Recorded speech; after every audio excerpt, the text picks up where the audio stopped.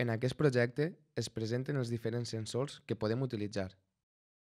El sensor ultrasons, que rep la distància, el sensor LDR, que rep la quantitat de llum, i el sensor de so, que rep la quantitat de so. En el sensor de distància hi ha una condició lògica que és l'encarregada de comparar si la distància rebuda pel sensor és menor o igual a la quantitat establida per encendre i apagar el LED.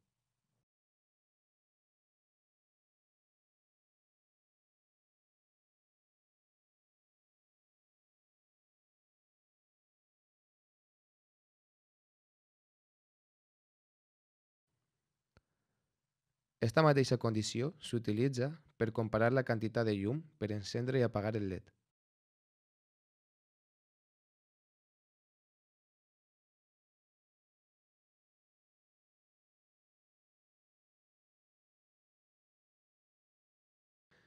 En el cas del sensor de so, afegim la condició d'iniciar el pin un temps, ja que el so elevat no sempre és continu, com per exemple una palmada.